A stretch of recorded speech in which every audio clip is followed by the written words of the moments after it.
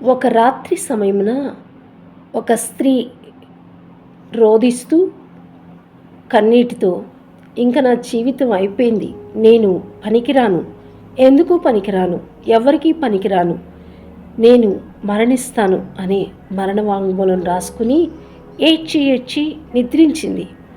అయితే ఆ నిద్రలో యేసుక్రీస్తు ప్రభు ఆమెను దర్శించి, నీవు సమాజ సేవకు పనికొస్తావు, నీవు అనేకులకు ఆదర్శంగా నిలుస్తావు, నేను నిన్ను పనికొచ్చే పాత్రగా వాడుకుంటాను అని యేసుప్రభు మాట్లాడిన తోడని ఆమెకు ఎక్కడ లేని ధైర్యం వచ్చింది. ప్రభువునందు విశ్వాసంతో కొనసాగుతూ ఆమె ప్రభు కోసం జీవించాలన్న కృత నిశ్చయంతో ఆమె అనేకులకు నేను సేవ చేయాలి, రోగులకు నేను సేవ చేయాలనే దృక్పథంతో సమాజ సేవకురాలుగా ఆమె ఫ్లోరెన్స్ నైటింగేల్ అనే నర్స్, సమాజ సేవకురాలుగా నర్స్గా ఎంతో సేవ చేసింది. రోగులకు వైద్యులు ఇచ్చే ఔషధం ఎంత ముఖ్యమో నర్సులు చేసే సేవలు కూడా అంతే ముఖ్యం.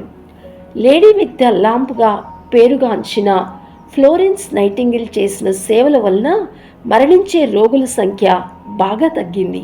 యుద్ధంలో దెబ్బతిన్న ప్రతి సైనికుడికి తాను బ్రతుకుతాను అన్న ఆశ చిగురింపచేసేది. ఎంతో గొప్పింటి అమ్మాయి అయినప్పటికీ ఫ్లోరెన్స్ నైటింగేల్ నర్సింగ్ చేయటానికి నిశ్చయించుకుంది. ఎన్నో కష్టాలు ఎదురైనా చిరునవ్వుతో ఎదుర్కొంది. ఆ రోజుల్లోనే ఒక విధంగా సంఘం మీద తిరగబడింది. స్త్రీలు ఇంటి పట్టునే ఉండాలన్న కట్టుబాట్లను ఛేదించింది. అవివాహితులు ఇంటి పనులు, చర్చి పనులే చేయాలని ఆ రోజుల్లో చెప్పేవారు. తన తండ్రి విలియం ఎడ్వర్డ్ ఎంతో ధనికుడు. తన కుమార్తెలకు గణితం, భూగోళం, వ్యాకరణం, చరిత్రతో పాటు గ్రీకు, లాటిన్ భాషలు బోధించేవాడు. అయినా పేదలకు, అనాథలకు సేవ చేయాలన్న అభిలాష ఫ్లోరెన్స్ నైటింగేల్కు పుట్టుకతోటే వచ్చి వయసుతో పాటు పెరిగింది. 1812 మే 12న ఫ్లోరెన్స్ ఇటలీలో పుట్టింది.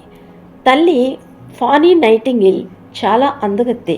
ఫ్లోరెన్స్ కన్నా పెద్దది ఒక అక్క ఉండేది. తండ్రితో పాటు అక్క చెల్లెళ్ళు ఇద్దరు ఊర్లు తిరిగేవారు. ఆ రోజుల్లో ఆసుపత్రులు అధ్వానంగా ఉండేవి. శుచి, శుభ్రత ఏమాత్రం ఉండేవి కావు. అయినా కూడా ఫ్లోరెన్స్ నైటింగేల్ నర్సింగ్ పనిచేయటానికి నిర్ణయించుకుంది.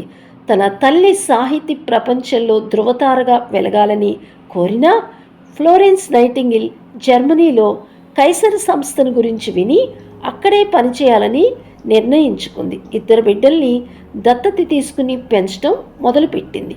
1852లో ఐర్లాండ్ వెళ్ళింది. అక్కడ ఆసుపత్రులను చూడగానే వాటిల్లో విప్లవాత్మకమైన మార్పులను తీసుకురావాలని అనుకుంది. 1853లో సిస్టర్స్ ఆఫ్ చారిటీకి వెళ్ళింది. తిరిగి లండన్ వచ్చి తన నాయనమ్మకు సేవ చేయటానికి రాగా అక్కడ కలరా వ్యాపించింది. వెంటనే ఆసుపత్రులకు వెళ్ళి రోగులకు పగలు రాత్రి అనక సేవలు అందించింది. పరిశుభ్రతకు ప్రాధాన్యమిచ్చి రోగులకు మంచి ఆహారం అందించింది. 1854-56లో క్రిమియాలో ఘోర యుద్ధం జరిగింది. ఫ్లారెన్స్ వచ్చి తోటి నర్సులను కూడగట్టుకుని యుద్ధంలో గాయాలైన సైనికులకు నిరుపమానమైన సేవలు అందించింది. వారికి ధైర్యం చెప్పింది. సాటి నర్సులు వారిని విసుక్కునేవారు. ఏ పని దొరక్క ఈ పనికి వచ్చారు అనేవారు. కానీ ఎంతో ధనిక కుటుంబంలో నుండి వచ్చిన ఈమె కోరి ఈ పనిని ఎంతో శ్రద్ధతో, ఇష్టంతో చేసేది. ఎంతో గుండె నిబ్బరంతో చిమ్మ చీకట్లో కూడా చిరుదీపం వెంట తీసుకుని వెళ్ళి సేవలు చేసేది. రోగుల ముఖం మీద చిరునవ్వు ఆమె చేతిలో దీపంలాగా వెలిగేది.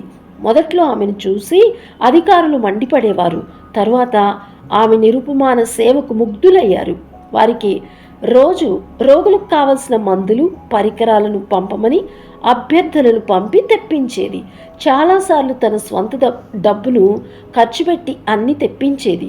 ఆసుపత్రుల్లో చోటు సరిపోకపోతే అధికారులను ఒప్పించి పాత ఇళ్లను, భవంతులను ఆసుపత్రులుగా మార్చేది. రాత్రుల్లో 2-3 గంటలే పడుకుని అహర్నిశలో పనిచేసేసరికి ఆమె చిక్కిపోయింది. అయినా రోగులకు ఆమె ఆరాధ్య దైవం. ఆమె నడిచిన దారి అతి పవిత్రం. వారు విక్టోరియా రాణి మరణిస్తే ఫ్లోరెన్స్ను రాణి చేస్తామని అనేవారట.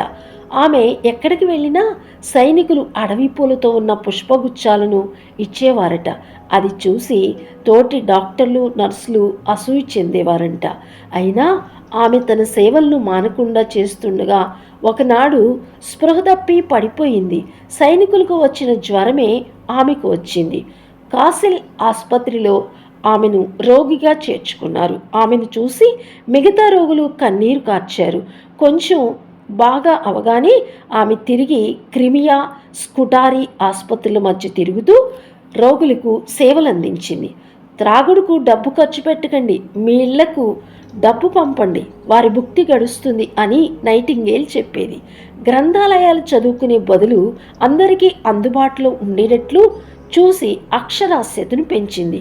ఆమె notes on hospitals, notes on nursing అనే గ్రంథాలను వ్రాయటమే కాకుండా విక్టోరియా రాణికి, ప్రభుత్వ అధికారులకి హాస్పిటల్ బాగు కొరకు అభ్యర్థులను పంపింది. అప్పటి నుంచే నర్సులకు తప్పనిసరిగా శిక్షణను ఇవ్వటం ప్రారంభమైంది. 1860 జూన్ 24న Nightingale training school for nurses అనే సంస్థను లండన్లో స్థాపించారు.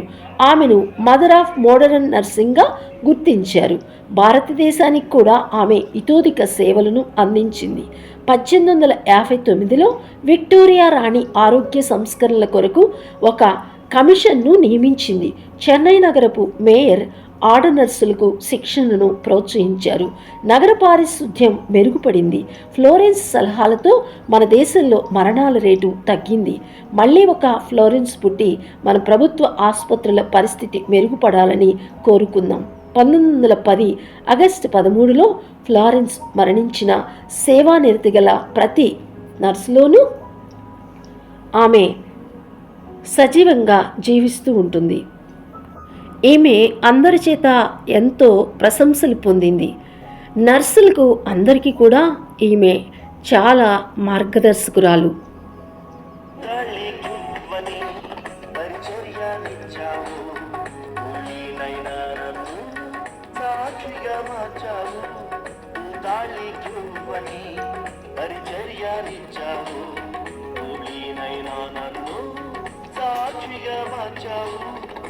సంఘ సరిహద్దులను విశాల పరచుటకు, నీ సంఘ సరిహద్దులను విశాల పరచుటకు, నీ సేవకు నీగా అభిషేకం.